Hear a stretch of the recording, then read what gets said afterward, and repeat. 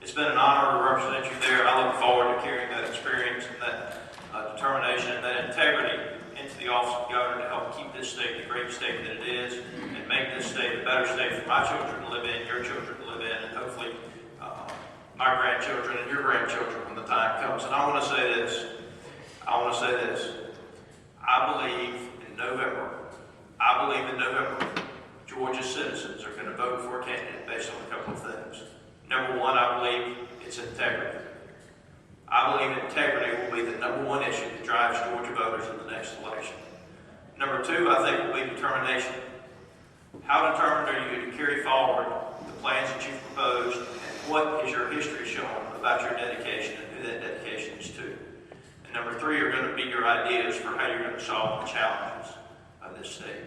Now, I want you to know, when I announced I was going to run for governor, I sat down with the Republican leadership in Atlanta and I said, Mr. Speaker, I want you to know, I won't be qualified to run for the State House of Representatives next year. I won't be qualified to run for governor. And he looked at me and he said, Austin, he said, if you can't raise $5 million, then you can't win the primary. And I looked at him and I said, you know what, Glenn? I said, if our party has moved that far in 8 years, then maybe we don't deserve to be governor anymore in this state. And I want you to know this. I think my party today looks very much like the party that I worked to replace years ago, because I was not convinced that that party was protecting my freedoms. I was not convinced that that party was protecting my child's freedoms. And I was not convinced that this was going to be the state that I wanted to live in years to come. Now, where are we today? I got an email yesterday. State budgets for this past month is down 17%. 17%. I'm on Ways and Means and I'm on Appropriations. And you know what? I'm the one that has the responsibility of going up there and balancing the budget.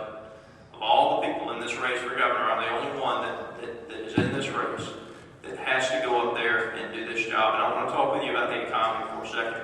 And Mr. Oxendine, I'd love to challenge you to debate just on the fair tax and the use of that tax at the state level and in governing the state if you'd accept that. We'll be happy to do that with you, just on that one issue.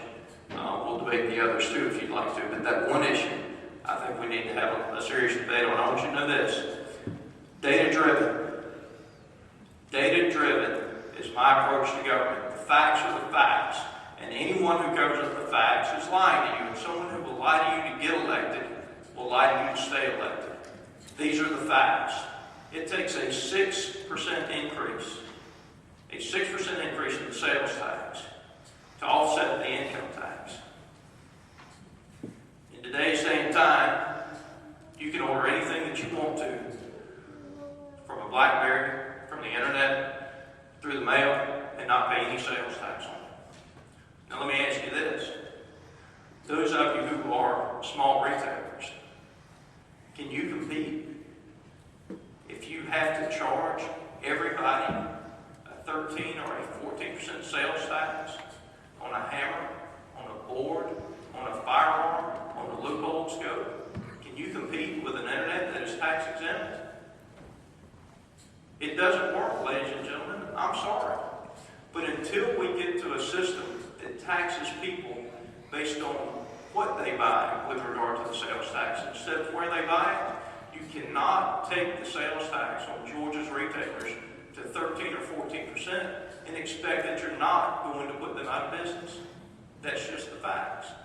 Now, I'm data-driven, and I'm plain-spoken, and I wish it would work, but I don't think it does. And if someone can prove me wrong, I'll accept that. Let me talk with you about the Second Amendment for a second. No pun intended. I'm a lifetime member of the NRA, and I have been for a long time. I own things that people don't think I should, quite honestly, be allowed to. I own an AR-10, I own an AR-15. I carry it. I don't have one on me right now. I don't think I did when do it. But I believe that the right to keep and bear arms, but I also believe that there's got to be common sense and personal responsibility that comes with that right. And as I've listened to some of my opponents, if you will, commit that anybody should be allowed to carry anywhere, I have to say I'm sorry. But the hallways of a public classroom or a public school system are not the place non-certified police officers to carry firearms.